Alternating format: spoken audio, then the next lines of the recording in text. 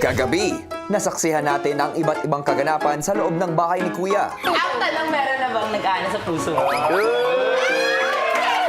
Ay, ano ka ba? Pwede naman kami. Esnir and Claude is ekla. Pero mas cute ko. Brekla.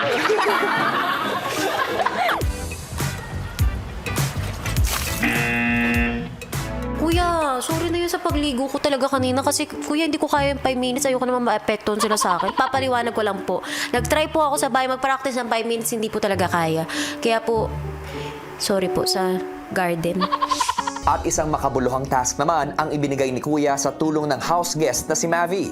Gusto ko ay ikaw ang maging isang tulay sa pag-alam ng mga kwento ng iyong mga housemates. Takes a lot to trust someone to even take on someone their swing. So thank you, man. Your family, I haven't even got to say it, but thank you guys. I appreciate that.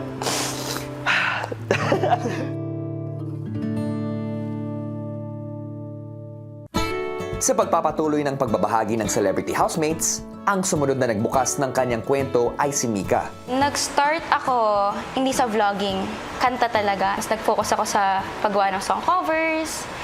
Kasi parang ang ayos na mga pinopost kong song covers, pero meron akong isang nag-viral na pinakawalang kwentang video ko na ginawa. Nakahelium ako dun sa song na yun. Yeah! Legit! So parang kumakanta ako na maliit yung voice ko, tapos nag-enjoy lang ako. It's the silliest video na ginawa ko ever.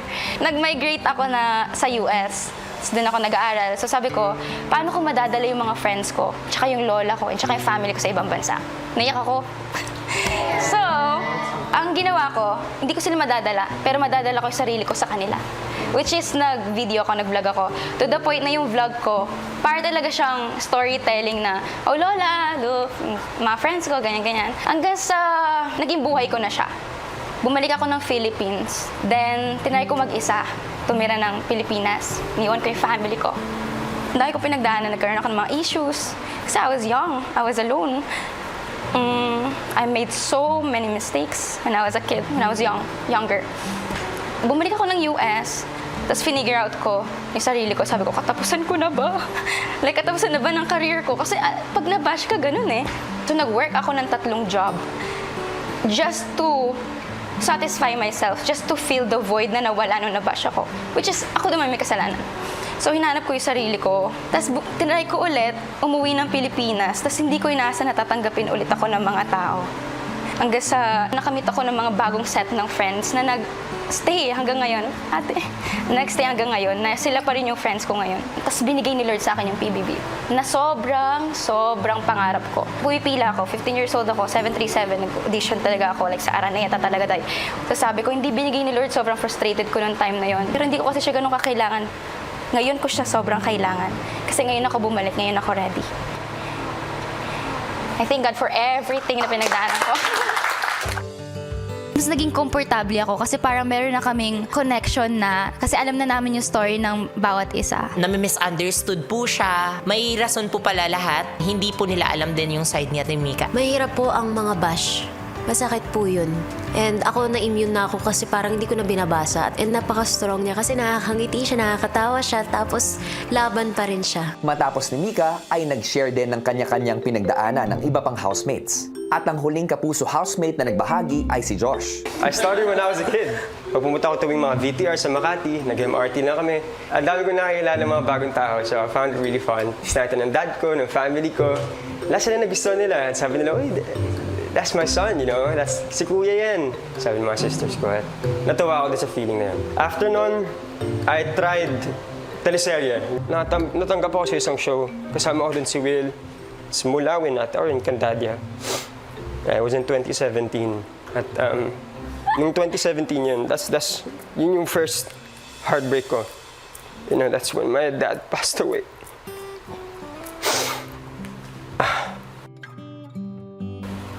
It was a heart attack.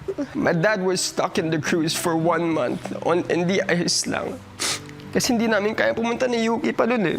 Hindi pa maayos papeles namin at I just feel bad that he was stuck in ice. I see my dad as my best friend. Kasi, I'm sorry. It's okay. Natutuwa yung dad ko na makita ko sa TV. So yun, nung nangyari yun, kinabukasan dapat may taping ako, hindi na namin tinuloy. Kasi, hindi ko kaya eh. Bumalik na kami ng UK for 2 months lang dapat kasi it's my dad's funeral. How will we start again in the UK? And then, ayun, I got into school there. So 2022 is when I finished my college there in the UK and everything. My mom asked me, do you want to stay in the UK or do you want to go back to the Philippines? I chose to go back and leave my family there.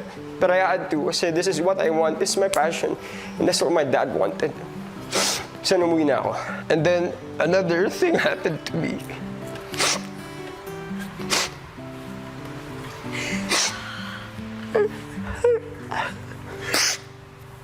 I was part of a car crash noong March 2023. I think nakita niyo yun. There was 4 of us in the car, tapos ako lang yung nag-survive. Sinabi ko sa sarili ko, ba't ako na naman?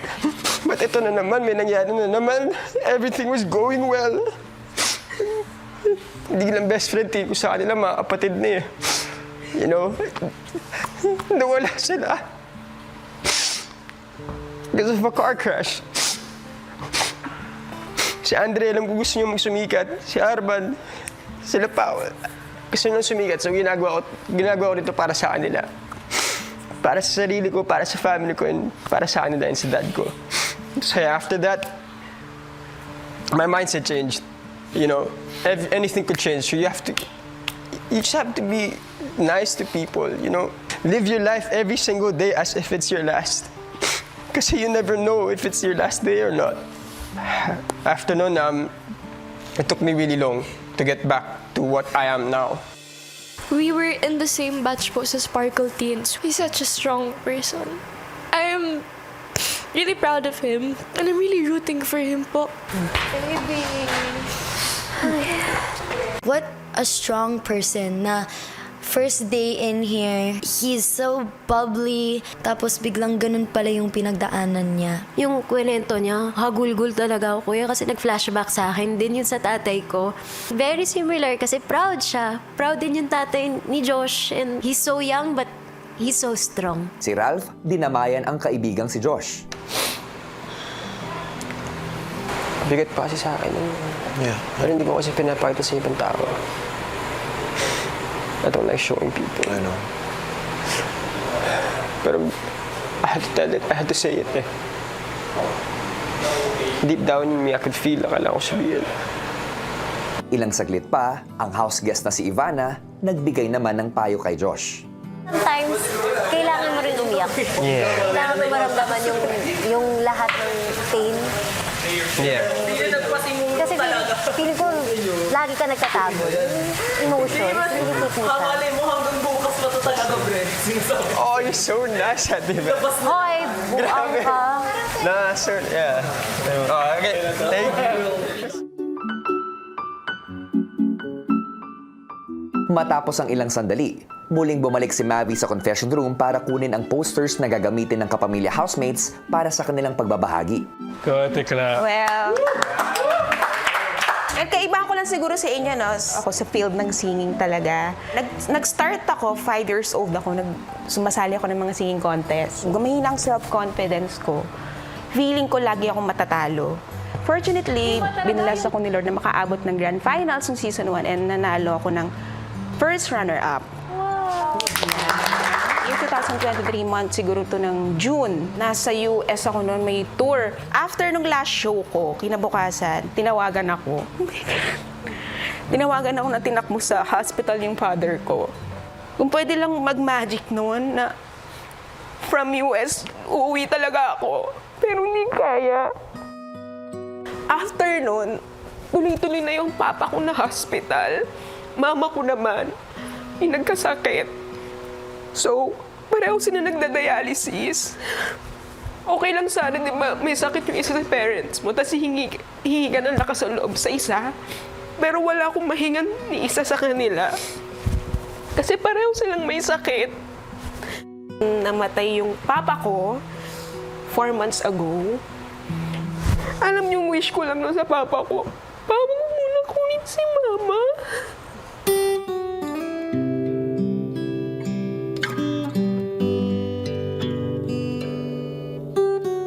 Hindi ko pa kaya. Pahiram mo muna sa akin si Mama. Alam ko couple goals kayo. Ayun.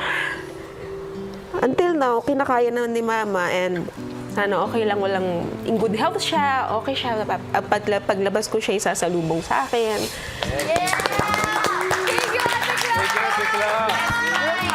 Bakit ka na-touch sa mga kwento nila? About family, iba-iba po kasi sila na hindi mo i-expect kasi parang ang strong-strong nila. Yung iba, tahimik lang pero ang bigat pala ng dinadala. Tapos pag binabanggit yung pamilya nila, yung pinagdaanan nila, grabe. Grabe. Hindi ko in-expect na second day pa lang mag-open up na kami. Pero ang sarap rin kasi mas nakilala ko sila. Tulad ni Clarice, malaking bahagi rin sa kwento ni na River, AC at Kira ang kanilang mga magulang. In 2022, that's when I entered showbiz. I remember my first ever show. My dad was not in a good condition. Kahit like 10 seconds lang yung scene ko. Even though he couldn't talk na as much, he was able to still say, "I'm so proud of you." I'm just happy that I'm getting to know people a lot more. Yun yung mga story na ang hirap sabihin out loud. I have been a competitive dancer for a very long time. Even if I lost, compete lang ako ng compete. I just was trying to make my mom proud. Eye-opening rin po na to listen to AC's story na about her mom, and nakaka-relate rin ako sa because of the love of a mother and the parents' love for their own child, and they'll do anything just to make them happy and make their dreams come true. Sunod namang nagbahagi ng kanyang kwento si Esnir. Esnir! Aba naman, Esnir, kuhang-kuha mo ang 10% for audience impact. To my fellow principal, supervisors, charing. Hindi, syempre guys, I just wanna break the ice. Syempre, lahat naman tayo, sobrang hanga ako sa story nyo. Pero ako, andito, hindi para paiyakin kayo, kundi para sabihin talaga sa inyo kung ano yung totoong story ako when it comes to showbiz. Sa takdang panahon. Charing! Eto na. Nag-start ako, I am just a simple, medyo closeted, queer kid from the province of Mindanao, Davao del Sur. Nagpapatawa lang talaga ako online. Sinustory ko lang siya or sinesend ko siya sa GC. Guys, may parody ako ng ganito, ganyan. Then, unexpectedly, nag-boom siya. Pagising ko, 500,000 likes. Oh. Like, so feeling ko, eto na yun. Parang, well, the iron is hot. It's a heated iron. Charing! Strike it! Diba? Sabi nga nila. Andito ako for the money and for opportunities for my growth. Kasi yung family ko, sobrang dami naming utang. To the point na may kulong-kulungan nang nangyayari, may aresto nang nangyayari. And what saved my parents from that is yung pagiging content creator ko. I want to introduce the Esnir, the real Esnir behind all of these personas. Kaya I am here. Thank you so much. It was one of our biggest icebreakers. Yun po talaga yung kailangan namin kasi we've all been shy to get deep into our lives. Salamat po kuya, kailangan po namin yun kanina. Sina Brent, Ralph at Ivana naman ang huling tatlong nagbahagi ng kanilang kwento. Grad photo ko nung college went viral. And then, I think Crush kita nun. the following week, pinatawag ako Star Magic. Diretso naman na, and now I'm here in PBB. Nung pandemic, nagsimula na akong mag-model, commercials, hosting and all that. And then, tulad nga ng sinabi ko kanina, for someone who was given everything, what more can I do to give back? Si Mona ang una nag-artista. At nagtatry din ako nun. Si mama ko sobrang supportive. Lahat ng audition ko sinasamahan niya ako. Kahit reject, merong isang nag-okay. And then sabi niya, sige. Tapos nagkaroon kami ng first project. Yung, sayang haba ng lines ko. Nagtitaping ako ng pero ako natanggap na tawag. na yung daddy ko nasa Subic, nasa hospital daw siya. Naririnig ko yung mga nurse. Tapos sabi niya, ayan o, kinakwento ng tatay niya. Oh, pasok ko sa hospital room. Sabi ko, hey, sabi ko, yung ginagawa mo? Sabi niya, yumakap siya. Sabi niya, come, sit down, let's take a picture. Sabi niya, I'm very proud of you. Tapos labas siya. Labas ako kasi kakausapin ko na yung doktor, lilipat na. Paglabas ko, wala na. Lahat nung bahay, lahat ng property sa akin ni Name, siguro kasi may tiwala siya, I don't know. And pinapili ako, parang pamilya ko ba o ito? Tapos sabi ko sa kapatid ko, girl, parang hindi na ako pang artista, girl. Parang pag alis natin, alam ko wala akong babalikan. And sabi niya, ate, mag-vlog ka. Eh di nag-try kami. Sabi niya, ako mag-shoot sa'yo. Ako mag-edit, upload natin. Sabi ko, sige. Sabi niya, gawin mo lang ginagawa mo. In-upload ko siya, tapos grabe, 30 million. Parang sabi ko, grabe si Lord. God has a perfect time.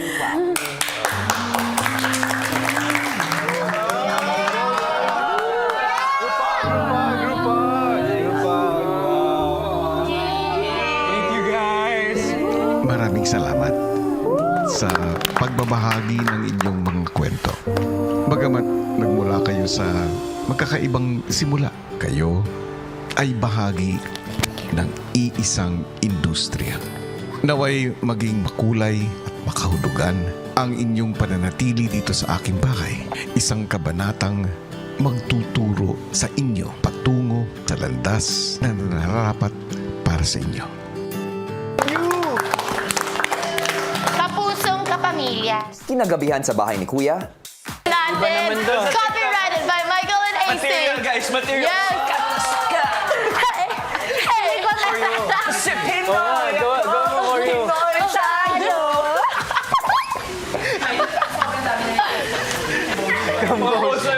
Team Canada, yo! Team Canada.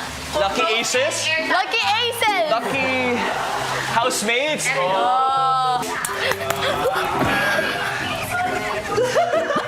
Yan ang galawang lucky housemates. Eh, silipin naman natin ang mga nasa kitchen. Mahal, ano ba yan? Kanina ko pa pinapahugasan yan. Nabuo na yung kanin kasi matagal yung Niyak na yung bunso natin, oh. Good take, Asneer at Ashley. Galing. Ngayon naman, balikan natin ulit ang lucky housemates and Josh. No, but did you go through Tagalog lessons here? Fluent ka na kasi. Workshop lang. Dialect. Ako, nakakaintindi ako fully, pero hindi ako makasalita. But then dance. Pero kung diretso tayo mag-Tagalog agad na mabilis, kaya mo masalita tayo. Kaya naman mag-Tagalog. Kaya naman. Mekaniko ni Monica, ni Marico, ni Monica. Minimonico, ni Monica, ni Makina, ni Monica. Mekaniko ni Monica. Ay, hindi ko kaya. Sally sells seashells by the seashore. Oh, English yun. No, ano yung word? Nakakapagpabagabag. Nakakapagpabagabag. Nakakapagabag. Ano? Ano naman? Akasa, nakakapagabag. Nakakapagpabagabag. Nakakapagbagabag. Nakakapagpabagabag. Nakakapagpabagabag. Hey, grabe tayo dun. No, mali. Nakakapagpabagabag. Nakakapag.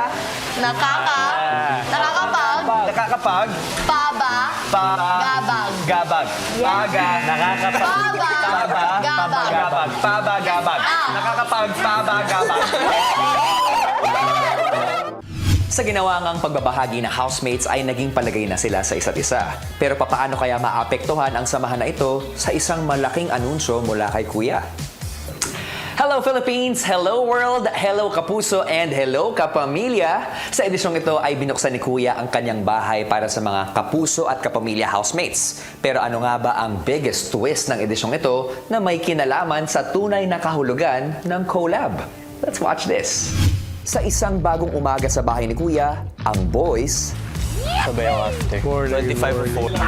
Yung bread naubos. Habang sa girls' bedroom naman, Di ako maliligo, papastraight lang ako ng buhok. Oy, Day, 150 per head, ah. I love this room. Dapat dito ka Walang ganito sa room namin. Guys, so today, Ayan na, nag-vlog na naman. get ready with us. Okay, mag-lines na lang kayo. Kayo na welcome back! maya-maya pa ay ipinatawag ni Kuya sina Asneer, Charlie at Mavi. Hello Good day po, Kuya. Magandang araw po! Good morning! Kumusta ang araw niyo ngayon? Sobrang Latina ko today. Sobrang ganda ng araw ko. Ano yung inspirasyon mo sa outfit mo na ngayon? This is giving me tropical vibe. It's giving me a asymmetrical figure of hourglass. Ano yun? Asim? Metrica? Dinodog show mo ako, kuya! Kuya, that's wrong. Alam, binayong dito. Yan na yun, uy. Meron lang naman akong gustong ipagawa sa inyo. Paglabas nyo rito sa confession room, dadalhin nyo yung green box at titipunin nyo ang lahat sa living room. Isang masayang game ang nais kong laruin ninyo na tatawagin kong The House is Sinking. Sa larong ito ay kinakailangang igrupo ng housemates ang kanilang sarili base sa dami ng miyembro na sasabihin ni Kuya. Sa bawat grupo na gagawin, kailangan magkapareho ang bilang ng mga kapuso at kapamilya housemates. Isang kapalit naman ang naghihintay sa housemates na hindi mapapabilang sa grupo. The house is...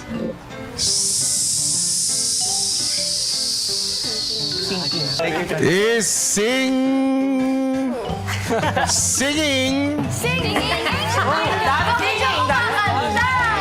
Collab yourselves into 4.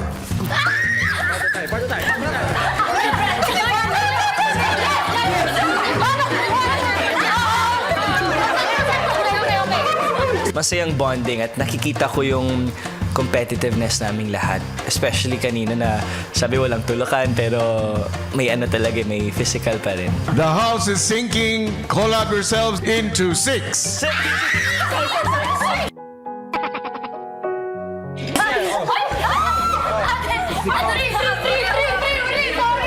Tatakbo lang po ako, then whoever wants to grab me will grab me. Di na po ako nag-isip. Feeling ko pag in-overthink ko pa po, baka mas lalong hindi po ako makakasama sa bahay. Na parang hindi ko na mabilang kung tama ba to, to the point na naunahan na ako mag-isip ng tasin. So lumipat na siya, so 3 na yung kapuso doon. Wala, in-accept ko na lang natalo ako. Yung makakap lang. Sabi ko Pero natalo din ako sa game kasi na-eliminate ako agad. Ivana, Ashley, Michael, at Ralph, dahil hindi kayo nakabuo, Sorry, guys. ayon sa instructions na 6, ito ang kailangan nyong gawin.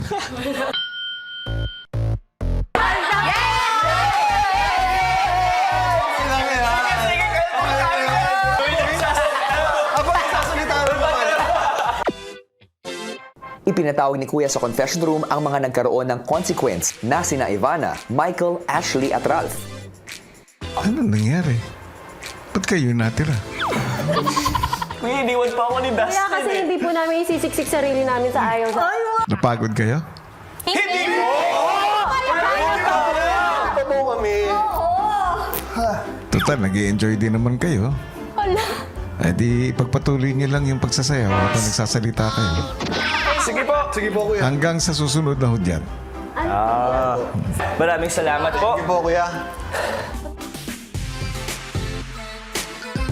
Pagbalik sa mga kasama, tila gumawa ng content ang housemate sa pangunguna ni Esnir. Kunwari nasa club tayo, di ba? Okay. Hi, what's your name? I'm Ashley, precise princess. Yes! Hi, what's your name? I'm Ralph. Hi, what's your name? Hi, I'm Ivana. Oh, you're the vlogger, right? I think so. Oh, isang kagdag nga. At may pa-Q&A pa. If you are the ice princess, who is the nose princess? Mami? Wow! Matangos yung ilong niya. Wow! What's your moniker? My moniker is the dutiful Judo son of Cavite. Can you judo while you dance and you talk? Yes, I can. can. Go. Wait. Ay. That feels judo amazing. Yes. Judo amazing. Maya-maya pa, niyaya na ni Ivana na sumayaw ang lahat. Lahat tayo sumayaw. Baka yun na yun. Yung lahat tayo! Sa kalagitnaan ng kasiyahan, narinig na lang muli si Kuya. The house is sinking. Collab yourselves into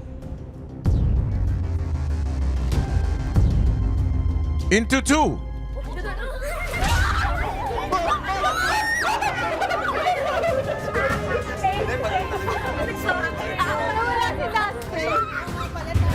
Pagkatapos ng game ay tinipon ni Kuya sa pool area ang magkakapares na housemates para sa isang mahalagang anunsyo. Oras na para matuklasan ninyo ang tunay na kahulugan ng collab sa edisyong ito na sinasalamin ng dalawang malalaking bituin na inyong nakikita ngayon. Mula sa sandaling ito, isang kapuso at isang kapamilya ang magiging isang duo. Isang duo na magkakasamang haharap sa tasks, challenges, nominations, at maging evictions sa aking bahay. Sila ay magsasanib puwersa dahil ang kapalaran ng isa ay kapalaran din ng kanyang kasama. Sa kauna-unahang pagkakataon sa 20 taong kasaysayan ng aking bahay, isang duo na kapuso at kapamilya ang tatanghaling big winners ng edisyong ito. At ang katabi ninyo ngayon, ang siyang inyong magiging kaduo.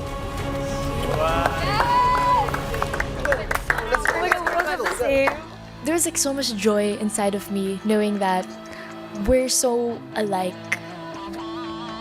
Let's see kuya kung magkakasundo kami, magkaiba kami ng ugali.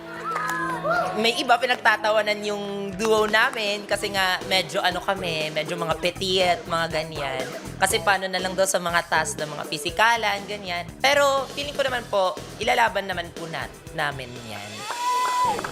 At si Ashley na walang kaalam-alam na house guest si Ivana, So pag may ma-eliminate na isa, may eliminate rin yung kasama niya. Nag-overthink tuloy ako na pag may mali akong ginawa, alam mo yung mapapahamok ko sa Ivana.